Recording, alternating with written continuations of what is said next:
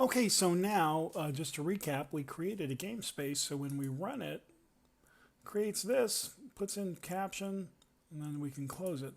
That's it. So I'm going to put in caption, my caption. There we go. All right, so that's what's that? Longfellow or somebody wrote caption, my caption. All right, so those of you who study poetry will know. They'll get this very terrible dad joke that I just made. So we have created this game space, and really most games involve something other than just a black screen. They involve some object that moves around the screen, right? Like some Mario or whatever. And so let's create an object. All we're going to do here is draw a ball that's going to show up in the screen. So, and the ball is going to be a rectangle. Now, this is based on an old, like the first video game called Pong.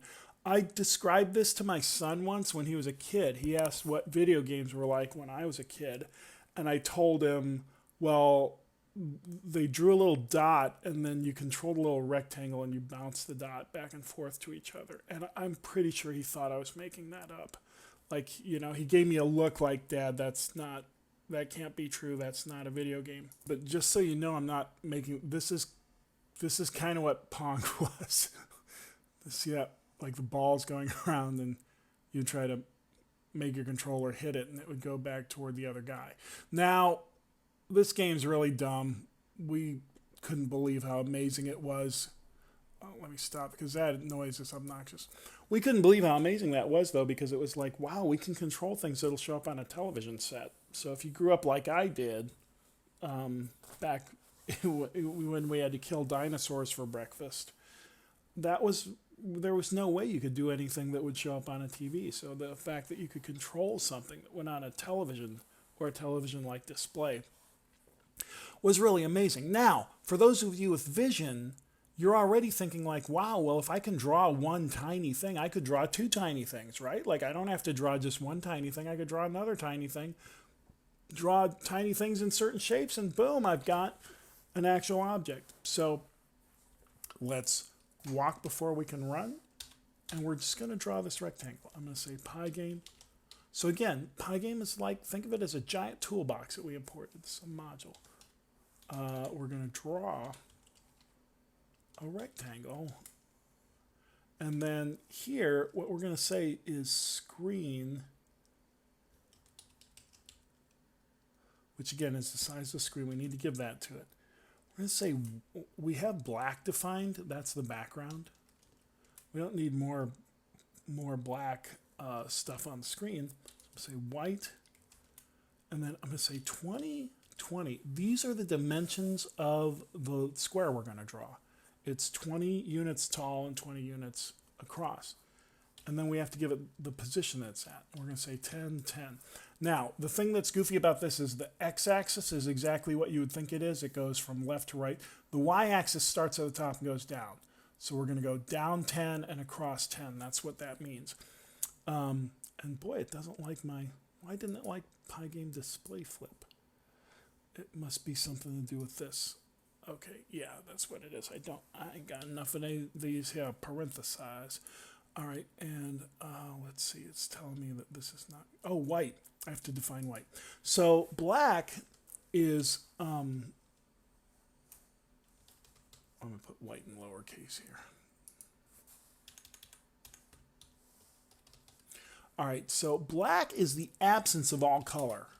White is the presence of all color. So 255 is as high as this goes.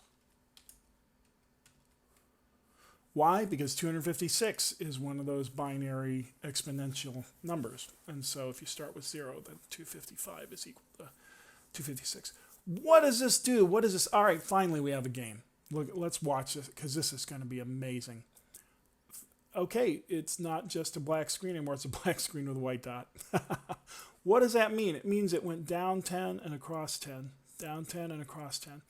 And then it painted a dot that was 20 by 20. So let me kill this. What if we make it bigger, like 40 by 40? It should show up twice as big, right? Let's find out. Let's run it. And actually, oh, no, this was the position and this is the size. I had it flip. So you can see it went down further and across further. So if I want to make it bigger, like I make a giant rectangular ball. So let me go here and kill this. And let's run. Hoo-wee! Look at that. Huge. Okay, so you can see this is the position, and then this is the size of it. So you can make the size bigger or smaller, and you can move it around the screen. So let me close this. And since my screen is 700 by 700, I should be able to make it 400 and 400, right? Let me see what happens then. It should move it down and to the right more. There it is. It went down and to the right even more. Okay, other thing I'm going to do, I'm going to make your computer screen, you can make it as big or as small as you want. I'm going to make mine 1,000 wide and 1,000 tall. Okay, there we go. Whoops, no, I don't want broken pipe error. All right, and the ball, I'm going to leave it at 10. Let's leave it kind of small for now. And then this will be the position. Whoops, not sure how much of that you got, but here I just changed these parameters. It's 1,200 wide and 800 tall. I hope it got all that. So let me see what I've got, and then we'll move on. So we're just creating a ball, 40 down, 40 across. Actually, X is first, 40 across and 40 down, and then 10 by 10 in size.